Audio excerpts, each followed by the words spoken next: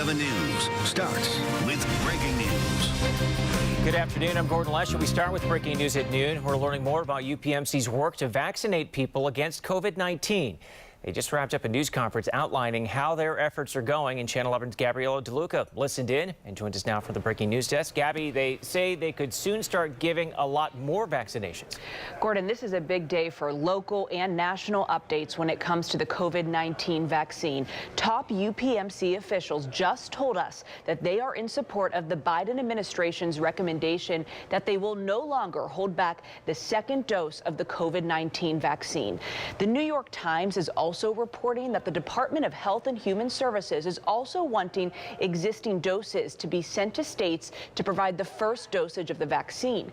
An infectious disease doctor I've been talking with since the announcement says you can receive the second dosage at any time. It doesn't necessarily need to be within 3 or 4 weeks. He says it's not optimal, but you will get protection with that second dose whenever you receive it. UPMC leaders say they are ready to give the vaccine to as many people as they can.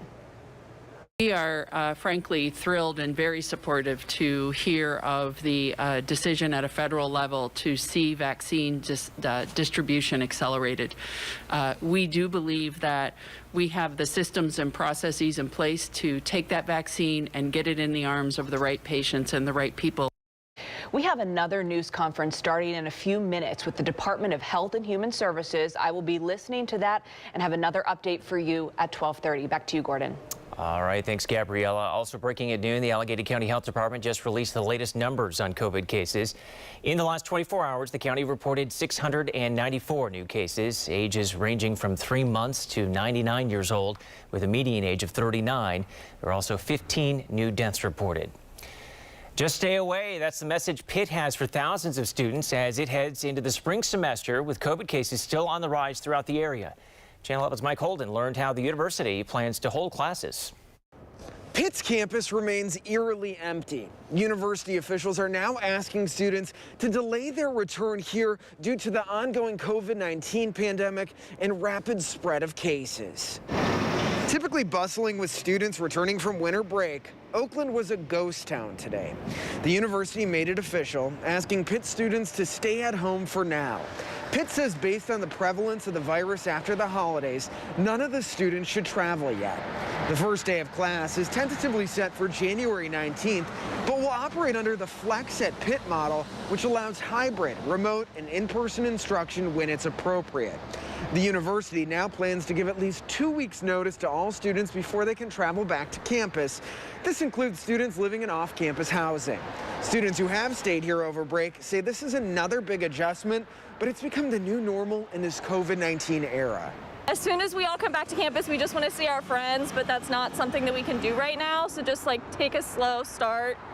I don't know, I'm hoping that things maybe start to look a little more normal. And the university now plans to release additional information on travel restrictions, arrival times, and testing in the near future. We're now working to get additional updates from them and what they say students should do once they return here for Channel 11 News starting at 5 o'clock tonight. Reporting this afternoon in Oakland, Mike Holden, Channel 11 News. Severe Weather Team 11 meteorologist Danielle Dozier joining us now. Danielle, cloudy and cold right now, so what's the rest of the day look like? Yeah, Gordon, we're looking at those clouds right now, but I'm expecting a little bit of breaks in the clouds as we head into the afternoon. You can see on our visible satellite all that white shaded color that is coming across the screen. That's the thick cloud cover that has been abundant. If you look down to the south, there are a few breaks. Watch the latest loop right through here, just a few breaks, so we will be watching for those throughout the afternoon. Temperatures are in the upper 20s because of that persistent cloud cover right now. It's 27 in Pittsburgh, and we do have a wind that's 10 to 15 miles per hour sustained, so it will feel a little colder out there. In fact, our wind chills are down in the teens in Pittsburgh, Butler, and Beaver right now, so if you are heading out, make sure you have your coat on. This afternoon, the air temperature about 37 with a southwest breeze, and coming up, I'll let you know what to expect as you walk out the door tomorrow morning. It's going to be a cold one, so we'll be back with that in just a few minutes. All right, thanks, Danielle. Breaking in the last hour, President Donald Trump made his first public comments about last week's deadly protest at the Capitol and the calls by Democrats and some Republicans for him to leave office. It's ridiculous. It's absolutely ridiculous. This impeachment is causing tremendous anger.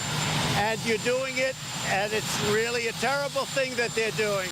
President Trump also said he wants no violence, but took no responsibility for the violence at the Capitol and said his remarks to supporters then were totally appropriate. His comments came as Democrats pull out all the stops to get him out of the White House. Channel 11's Jacqueline Fell explains the moves they're making today and tomorrow and why Republicans warn it could backfire. Tonight, the House will vote on a resolution meant to pressure Vice President Mike Pence to activate the 25th Amendment, removing President Trump from office.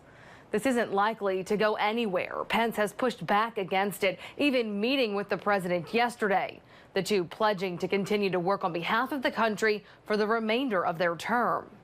Tomorrow, 1 week since the Capitol attack, House Democrats will vote to impeach President Trump on incitement of insurrection. This would make him the only president to be impeached twice. They accused President Trump of encouraging a mob of supporters to attack the U.S. Capitol last week. Republicans say this move only divides the country that needs to heal. It's a defining moment for many people trying to lead our country out of crisis. We have to make sure that we are standing up for what is right and for the Constitution. President Trump shows no signs of quitting. He says this impeachment process is causing tremendous anger, but doesn't want any more violence. In Washington, Jacqueline Fell, Channel 11 News. Breaking in just the last few minutes, a federal judge has thrown out the challenge to the election results at a district that covers parts of Allegheny and Westmoreland counties. This is the Nicole Ziccarelli-Jim Brewster race for the 45th District State Senate seat. A federal judge denied Ziccarelli's petition that had asked for 311 Allegheny County mail-in ballots to be disqualified because they were missing only the date. The judge said Ziccarelli's federal claims, quote, fail on the merits. You may remember the state certified Brewster's victory, but last week the Senate Republicans refused to swear in Brewster until this ruling came down. The Transportation Security Administration is on high alert at 3 airports near Washington, D.C. The TSA says there will be additional law enforcement and canine presence at Reagan National, Washington Dulles, and BWI Thurgood Marshall airports. This comes amid threats of violence ahead of President-elect Joe Biden's inauguration on January 20th. Security has been heightened since last week's action and the attack on the Capitol. NBC's Tom Costello joins us with the other preparations going on in D.C. and around the country. The nation has been put on alert. The FBI sending a memo to law enforcement agencies nationwide warning of possible armed protests at all 50 state Capitol buildings starting January 16th through President-elect Biden's inauguration on the 20th. The FBI now asking for the public's help in identifying the person thought to have placed 2 pipe bombs in Washington last week at the RNC and the DNC. I think that's where the real danger is, because you have local groups that can easily mobilize to a state capitol where it's going to be far less resources to defend against such a mobilization. On Monday, the Department of Homeland Security ordered that security precautions for the inauguration begin this week. Some preparations already taking place. An anti-scale fence forming a wide perimeter around the Capitol building. There will be security checkpoints with metal detectors, street closures, and a massive police presence, including federal agents and up to 15,000 soldiers from the National Guard. The Secret Service, the agency responsible for securing the inauguration, says in an interview with NBC's Pete Williams, it is well prepared to protect next Wednesday's events. We're keenly aware of what happened at the Capitol. Lessons can be learned from what happened at the Capitol. Mass civil disturbance is something that we plan for. We have contingencies in place and plans in place to address that kind of behavior. Meanwhile, the mayor of Washington has asked federal officials to cancel any and all public gathering permits in the nation's capital from now through the inauguration, and is urging people not to travel to Washington. Also today, the National Park Service has closed the Washington Monument because of what it calls a serious threat to the monument. And members of the House have said that they have been briefed by the Capitol Police about new and serious threats against Democrats here in Washington. Some of those threats, according to members of Congress, are, quote, chilling. I'm Tom Costello here at the Capitol. Back to you. New video at noon. 2 firefighters were hurt in this house fire in Dunbar Township, Fayette County. It started at about 5 this morning along Ridge Boulevard. You can see the roof is pretty badly damaged and much of the siding is melted. Fire officials say it started in the chimney and spread from there. One firefighter was burned. The other slipped on a patch of ice. The people who live in the house made it out okay, but say they lost most of what they had in the fire. Parents of Pittsburgh school athletes are celebrating a big win before their seasons even begin. Channel 11's Alyssa Raymond explains how their effort helped save sports for hundreds of kids. Let them play, change to victory, and we did it. That's the update to this petition. Parents created it as a final plea to get Pittsburgh public school officials to allow winter sports to pick back up. For these parents, coaches, and players, they got what they wanted. I have college coaches contacting me. Do you know when you're going to start? We'd like to see your seniors play. And I don't have an answer. Allderdice head boys basketball coach Devin Crummy didn't have an answer when Channel 11 interviewed him last week, but this week he does. The District 8 Athletic Committee recommended to postpone the start of winter sports until at least February 1st. And then on Monday, Pittsburgh Public Schools made its decision and announced high school winter sports, specifically practices, will begin on January 25th, just 2 days before students are supposed to start heading back into classrooms. In a release about the decision, PPS Superintendent Dr. Anthony Hamlet said, "As a lifelong athlete, I understand the desire to want to let students play. We also must keep the safety of our students and staff a top priority." As for fans, the district says it's going to continue monitoring community spread of the virus in Allegheny County and then decide if and when fans can come to the games to watch. Reporting from outside of Allderdice, Alyssa Raymond, Channel 11 News. There's hardly any kids in any of the classes, and all my classes are probably like 5 kids at most. New year, new atmosphere. The changes local students are dealing with as they return to class. And a dangerous side effect, how the pandemic could be causing people to put their lives at risk.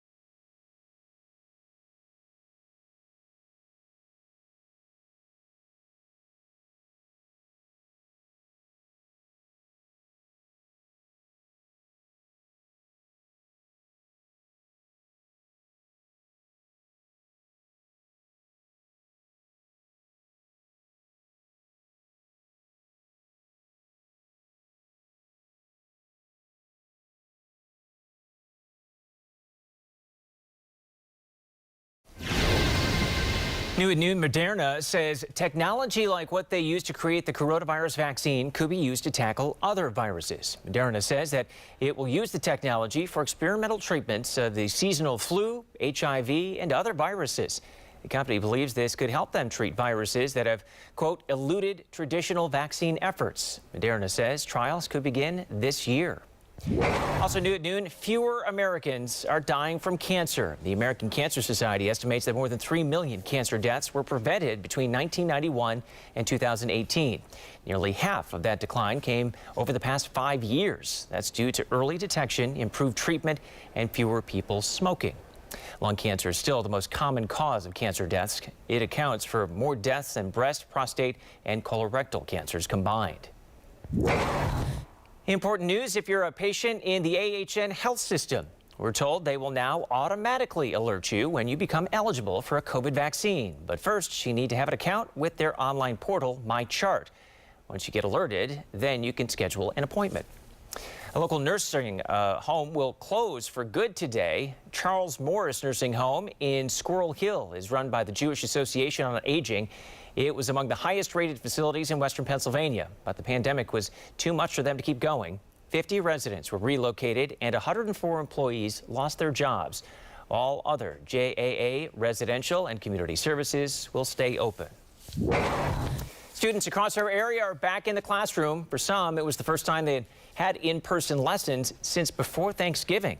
Despite efforts to slow the spread of COVID-19, not everyone feels safe. Channel 11's Jillian Hartman spoke to students and school officials in Mars about their concerns. It felt almost like it was a whole new school year. You know, we've been out for about 2 months. We caught up with junior Nicholas Veneris after his first full day back in class at Mars High School. The district went fully remote in November due to the spike in COVID-19 cases. There's hardly any kids in any of the classes, and all my classes are probably like 5 kids at most. About 30% of Mars High School students chose to return to in-person instruction.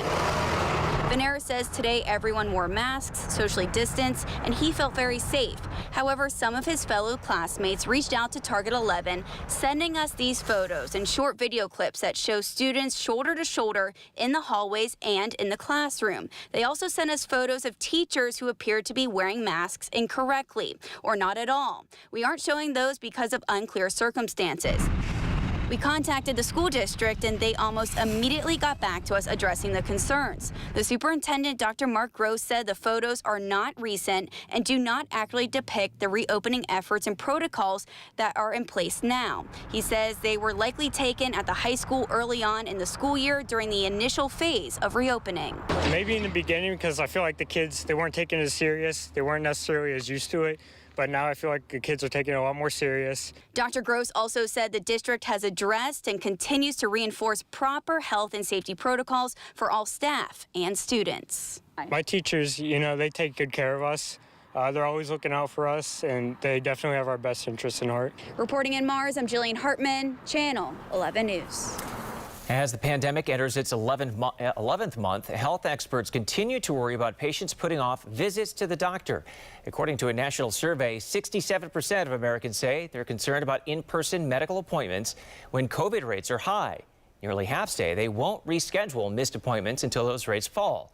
Nationwide, cardiovascular deaths are up. Health experts say it's a sign people are avoiding medical care until it's too late. It is not the same to treat someone who's stable and we have time, and to treat them under emergency circumstances. The risk is higher. And more people aren't just putting off treatment of chronic conditions. The same national survey found about 60% of people are hesitant to get treatment in an emergency. America's rivers are changing colors. A new study shows 1/3 of our rivers have changed in the past 3 decades. Some have changed to red, some violet, others green. Much of the colors come from fertilizer runoff, dams, and other pollution. Scientists say the green is sometimes toxic algae blooms. Your severe winter Teen 11 forecast. Gordon, as you know, our rivers around here can change colors because the Mon River sometimes has that kind of murky color to it versus the Allegheny, which tends to be a little bit clearer because of the soil at the bottom. Well, here temperatures are in the upper 20s as we look ahead to weather. 27 in Pittsburgh. It's 30 though in Erie. We're all kind of feeling the chill. The wind chills exactly are right around the teens here in Pittsburgh. So we've got a wind chill at 17, 21 21 though in Washington, 24 the feels like in Greensburg right now.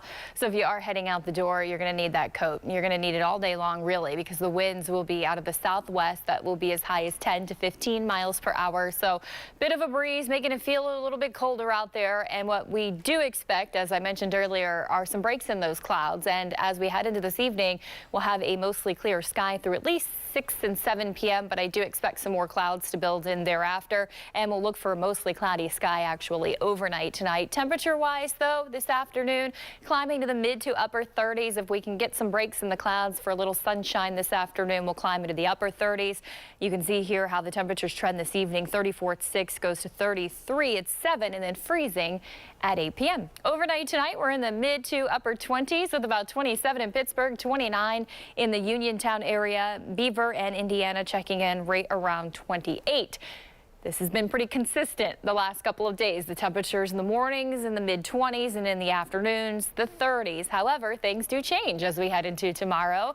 We are still going to be tracking a southwest wind. That is a warming wind for us. And if we can escape some of the cloud cover tomorrow for a partly sunny sky, we'll climb back into the lower 40s. So that'll be nice. The temperature should push above average. Average is mid-30s for this time of year. So after the cold start at 29 at 8 o'clock, we'll be into the upper 30s and above freezing already at noon versus today, which we're not even at the freezing mark yet. You can see 5 o'clock temperature right around 42 degrees. Forecast high about 43 in Pittsburgh tomorrow, 44 in Washington on your Wednesday. You'll want to get outside and enjoy the warmer weather. And in fact, you might actually just be able to get away with a light jacket tomorrow afternoon. I can't believe I'm saying that, but when you're so used to the cold and the big coats, it'll feel nice tomorrow. 43 in Indiana and about 43 degrees in Beaver. Our car wash forecast over the next few days, Tuesday, Wednesday, and Thursday, all dry for now. And then Friday, we do have a chance for some rain and snow in the picture. We are timing out our next weather system that's going to be bringing in that rain and snow. In the meantime, there are some of you that I think could get in on some light snow on Thursday. That's going to be up along the I-80 corridor. Here's 12 o'clock in the morning. You can see that snow there, and up in the Venango County and Clarion County. Again, that is late Wednesday night into early Thursday morning. The rest of us, though, right now do stay dry. 5-day forecast, 46 Thursday, 40 on Friday. Late data coming in today showing a chilly day and then some rain and snow showers. The weekend, though, is still trending cold. We're looking at 33 on Saturday and Sunday at 32. Coming up in the next half hour, I'll walk you through my storm tracker maps for your Friday, Saturday time frame if you have any plans outdoors heading into the weekend. All right, thanks, Danielle. Ohio State falls hard to Alabama in the college football championship. But they weren't the only Buckeyes who lost out last night. Who else is feeling the pain today? All you got to do is ask. All you got to do is ask. If you know me, if you came through my store, I'd give away every day. And a local small businessman left with a big mess. Why he says this crime is especially pointless.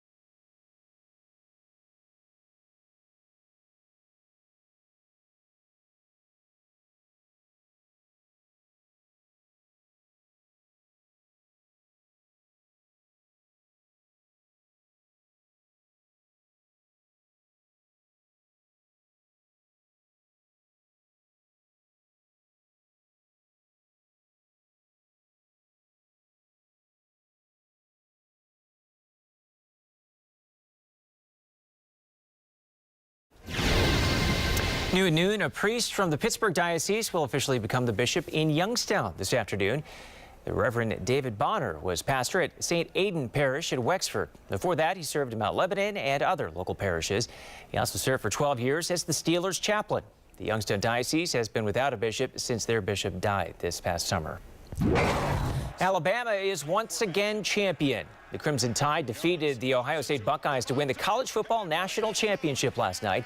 The final score, not even close. Alabama 52, Ohio State 24. The win gave Alabama its 6th national title since 2007. Fortunately, the players weren't the only ones in the losing end. Bars and restaurants in Ohio also likely lost out. The state has a 10 p.m. curfew because of the pandemic, meaning fans had to clear out less than 2 hours after the game started.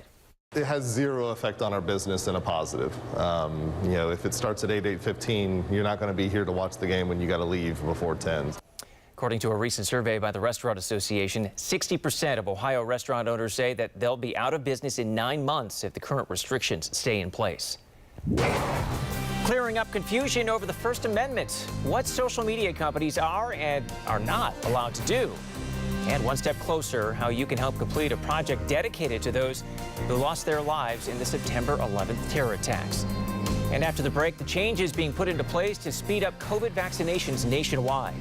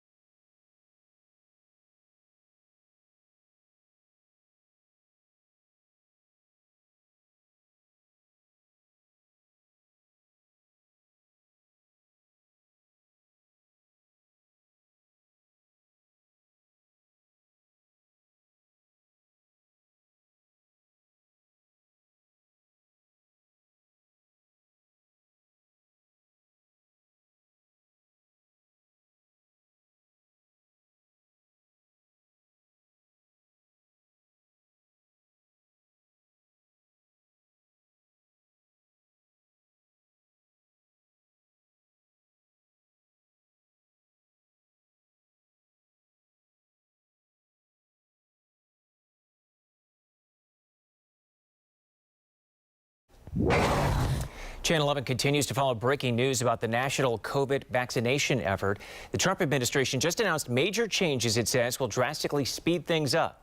Channel 11's Gabriella DeLuca joins us from the breaking news desk. And Gabriella, First off, they want states to immediately start vaccinating people over 65. Gordon, that's exactly right. I've been listening to the Operation Warp Speed news conference for the last 30 minutes since the last time I saw you. They are telling states that they should stop holding back second doses and start administering them to people who are older than 65 years old. The recommendation from the Department of Health and Human Services was also echoed by the director of the CDC. He says he is strongly recommending that the vaccine be expanded to people who are older than 65 and put a plea out to state governors to reassess the way the vaccine is being distributed. Here in Pennsylvania, we are not yet done with the 1A category, which includes healthcare workers and people who live and work in long-term care facilities. Now, I told you yesterday, Secretary Levine said we soon will begin vaccinations for people in 1B, but there is not a set time yet. I will be listening in to the rest of the news conference and be working on stories for you for Channel 11 News at 5 and 6. Back to you, Gordon. All right, thanks, Gabriella. Our positive test rate continues to drop in Pennsylvania, but every county in the state continues to see the virus spread. Last week's positivity rate was 14.4%. That's down from 15% the previous week and 16.2% in December. The ideal number should be 5%. You're looking at what's left of a business now in Rankin, vending machines trashed by vandals. The owner says he uses this business to raise money for the community. Our Michelle Newell spoke with him. The business owner told me he is shocked all of this happened, but he won't let it get him down. His focus right now is getting the businesses back open so he can give to his community. I'm a former world champion. Next venture is I'm an inventor. I invent a lot of things. And I'm working hard on in the market. Monty Mazzaclay is a former IBA world champion boxer, a Rankin native and a businessman, but he loves being a father more than anything. Teaching him work, man. Teaching him how to build his own thing. That's my man. You know, he excited. He excited to get up there and get it done. This is video of Clay and his son working on one of two businesses he created for his children. They both have vending machines in Rankin. The money will help fund their education in the future, and another portion of it helps the Rankin community. It teaches them business. Absolutely, it's about business. It's about business. You show them. It gives him a work ethic. My champ, he's not even 2 years old, and he's feeling them already. He know what to do. And I'm able to create jobs for the community. They hit my brand new spot. Clay says his children's businesses were recently targeted. You can see the vending machines busted up in this video. Throw a brick through my first machine. I'm in the midst of cleaning that up. Come back Tuesday, throw a brick through my son's machine. They took donuts, candy. Clay can't pinpoint why someone would do this, but he won't let it get him down. He's focused on cleaning everything up and getting back to serving his community. When all you got to do is ask. All you got to do is ask. If you know me, if you came through my store, I give away every day. Michelle Newell, Channel 11 News. And he's hoping to have everything back up and running by this Friday and says he appreciates all the support he's been getting from the community. Severe Weather Team 11 meteorologist Danielle Dozier joining us once again. Danielle, a pretty typical winter day out there, cold and cloudy. Yeah, we've got the clouds that have been stubborn out there this morning. The good news, though, Gordon, is we are starting to see some breaks in the clouds, especially down to our south, right through this area. Places like Washington and Uniontown, you're getting those breaks in the clouds right through there as you see our loop on our visible satellite, which is that instrument up above taking pictures of our weather. So 27 in Pittsburgh right now, 31 in Washington. I expect the temperature to go up a little bit more, of course, this afternoon as we do get some breaks in the clouds. 10-mile-per-hour wind in the city and 14 in Butler makes it feel like the teens out there. Low 20s it feels like in Greensburg, Indiana and Washington. So it is a chilly day today, and it's a great day to go skiing, by the way. If you want to head out to the mountains, temperatures are going to be climbing into the mid-30s here in the city, so a little colder there at the higher elevations. But nonetheless, as we get some breaks in the clouds, should be a pretty good day for that. Coming up, I'll let you know what to expect as you walk out the door tomorrow morning. Plus, I've got your hour-by-hour storm tracker maps for that late week and weekend system. That's still to come. All right, thanks, Daniel. Evictions are banned at least through the end of the month. U.S. Attorney Scott Brady is issuing that reminder to landlords and tenants. The recent federal order was extended due to the continuing pandemic. Brady says most landlords are working with their tenants. He says kicking someone out for not paying rent would violate federal law. A new report out today from the Pennsylvania Public Utility Commission found nearly 1 million Pennsylvania customers were late on their utility bills going into the winter. This includes everything from electricity to water to gas services. The new report says utility companies in PA are owed more than $808 million. New at noon, 2 House Democrats have tested positive for coronavirus, and they say they got it while sheltering in place with other Congress members last week while the Capitol was under siege. Congresswoman Bonnie Watson-Coleman of New Jersey and Pramila Jayapal of Washington announced their test results on Twitter. According to a statement from Coleman, multiple Congress members sheltering with her ignored instructions to wear masks. Jayapal says that several lawmakers refused to wear a mask and, quote, recklessly mocked colleagues and staff who offered them one. This week, the internet and airwaves are filled with cries of free speech and accusations of First Amendment violations after major tech companies banned President Trump from posting on them. So are those companies allowed to take that action? And if they are, should they? NBC's Chris Pallone takes a look. Despite what your friend says on Facebook, President Trump is not having his First Amendment right to free speech taken away by the big social media companies. The First Amendment solely deals with the government's role in suppressing public expression. But what the First Amendment does not prohibit is private businesses from making their own rules. People who use sites like Facebook and Twitter agree to abide by their terms of service when they sign up. In banning the president, Twitter cited fears of further violence after last week's insurrection by Trump supporters at the Capitol. If you do not like the policies of one social media platform, you're allowed to go to use another one. But some social media sites like Parler are finding it hard to navigate the free market.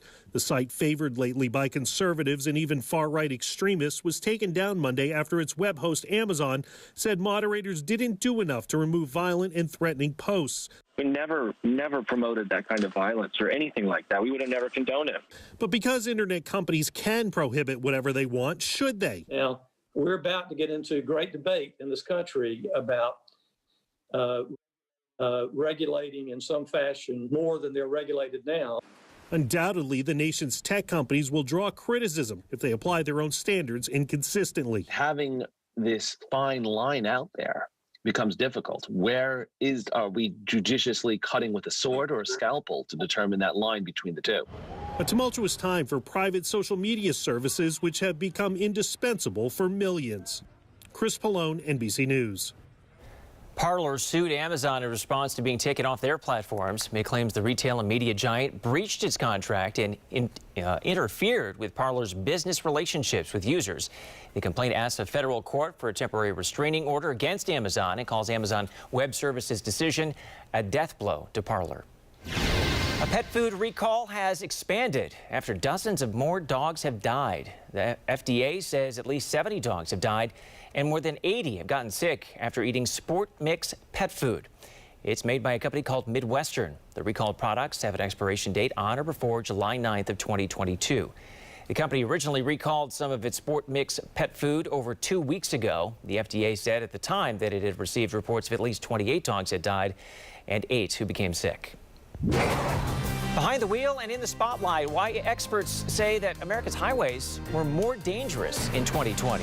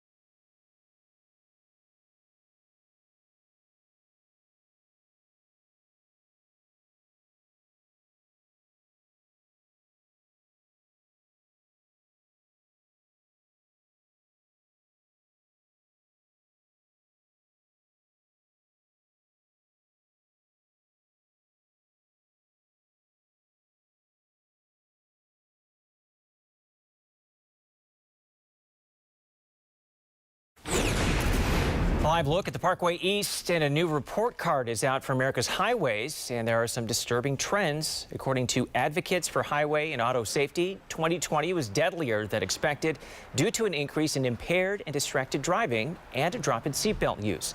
Pennsylvania was given a caution rating. The report says the state needs better seatbelt laws, motorcycle helmet laws, and cell phone restrictions. Major project connecting the World Trade Center, the Pentagon, and the Flight 93 Memorial near Shanksville needs some help. The 9/11 National Memorial Trail is looking to raise $50,000 by the end of June. If they reach their goal, the Colcom Foundation will match it, and the $100,000 will help the commission reach the goal of connecting the sites with bike and hiking trails. Looking for a quick buck? The temporary jobs most in demand right now. And we've been treated to several dry days across our area, but I'll show you when more rain and snow moves into our forecast.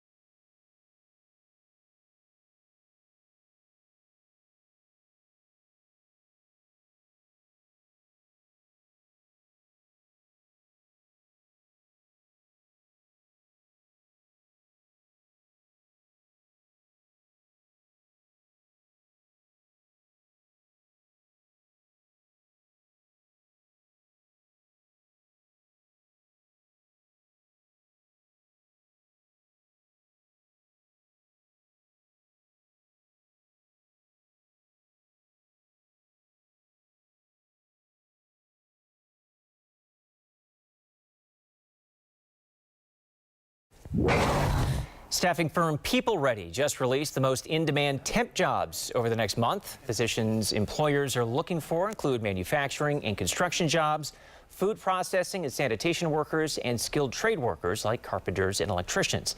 This week, Chipotle Mexican Grill is holding a nationwide hiring event. The Coast to Coast Career Day is scheduled for Thursday. Chipotle's goal is to hire 15,000 members nationwide and 400 right here in Western PA. Interviews will follow COVID-19 safety protocols, but you have to register online to book an interview time. Your severe weather Team 11 forecast. Temperatures across our area are in the upper 20s. We've made it to 28 degrees in the city, and they're going to be slow to climb this afternoon. If we can continue to get some breaks in the clouds, which is what we're seeing down to the south and starting to creep closer to our area, then we'll get into the upper 30s today. Otherwise, it will be a pretty chilly afternoon in the low to mid 30s. You can see our southwest winds 10 to 15 miles per hour, so we'll have a bit of a breeze out there today. Tonight, we're going to be falling right back down into the mid to upper 20s, which is where we were this morning. So if you were out and about and you were really cold, then you'll know tomorrow what to expect, about the same. We're going to have a mostly cloudy sky building back in overnight with a wind right around 5 to 10 miles per hour out of the southwest. So we'll all need our coats tomorrow morning on our Wednesday. 28 in Beaver tonight into tomorrow morning. Same thing in Indiana. Greensburg about 27. Uniontown, you're going to climb to 29 degrees. Tomorrow afternoon, though, with the southwest breeze, which again is a warming wind, we do have the temperatures that are pumping up into the lower 40s. So a high temperature of about 43 degrees and a wind right around 5 to 15 miles per hour. You might be wondering, well, we have a southwest wind today. Why aren't we getting very warm even when we have some cloud cover forecast tomorrow? And a lot of it also has to do with what's going on above the surface of the atmosphere. And so those temperatures are warming tomorrow, hence why we should climb into the lower 40s versus today. So about 43 in Beaver, 44 in Uniontown, Greensburg, Indiana checking in at 43 tomorrow and 44 in Washington. You'll want to get out and enjoy that forecast. And then as we go further into the forecast, I actually expect warmer weather on Thursday. However, some of us could get in on a little bit of snow. I mentioned this earlier. If you're just now catching it, you can see here as I advance the time clock, looks like there could be a brief little period of either a rain or a snow mix, and that'll be right along the I-80 corridor and points to the north overnight Wednesday into Thursday. So what's been happening in our atmosphere is we've had these weather disturbances that have been coming through. However, we just haven't had a whole lot of moisture to work with, which is why we really haven't seen a whole lot of precipitation associated with them. But Thursday could be a little different for those folks along the I-80 corridor. Then we get into Friday and the weekend, and we have a stronger low pressure system that'll be impacting our area. And because it is a stronger weather system, we are looking at enough moisture to bring us some precipitation this time around. So Friday, it does look like we're going to have that wave move through in the afternoon and evening. You just saw it there with some purple and some gray on the map. That means that rain snow mix. And then we could actually get a lull in the activity Friday night into early Saturday before it once again returns Saturday. Earlier data was suggesting some scattered snow showers, but it could actually mix with a little bit of rain from time to time on Saturday. I still expect the highs on Saturday to only be near freezing. So I think the majority of that should be snow, but we'll keep you posted. Here is the 5-day forecast. Thursday, 46, 40 on Friday with some rain and snow showers around, and then we'll keep you updated on how the weekend unfolds. Right now, if you do have outdoor plans, you'll need at least your snow boots because we'll have that snow falling, and then the temperatures will be cold, so you'll need those heavy coats as well. All right, thanks, Danielle. Well, you probably suspected it, but now it's official. Pittsburgh is one of the cloudiest cities in the U.S. That's according to the National Centers for Environmental Information. According to our partners at the Trib, of the 200 largest U.S. cities, Pittsburgh ranks third for cloudy days with an average of just 59 clear days a year and 306 cloudy days. Now here's local steals and deals. What I have today is going to make a big difference in how you feel about yourself, and that's because it gives you a beautiful smile. Super Smile is a line that was created by Dr. Erwin Smigel. Now his wife and daughter, Lucia and Belanca, are the passionate people at the forefront of the brand.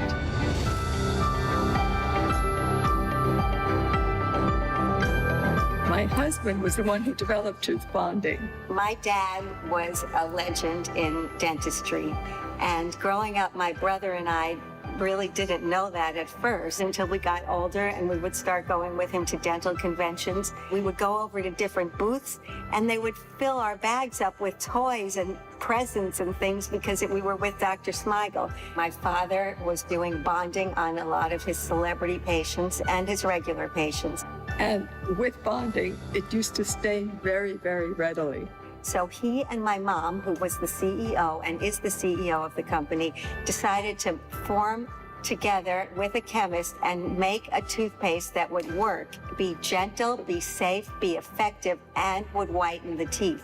And they found an ingredient and they mixed it together with another formula, and they called that formula Calprox, which no other toothpaste in the world has. It wasn't made just to whiten the bonded teeth, it was made to whiten all the teeth, natural teeth, bonded teeth, caps, veneers, all kinds of teeth. And that's how Super Smile began, with just that one toothpaste. Thank you so much, and I'm so glad that we're able to really let everyone know about Super Smile.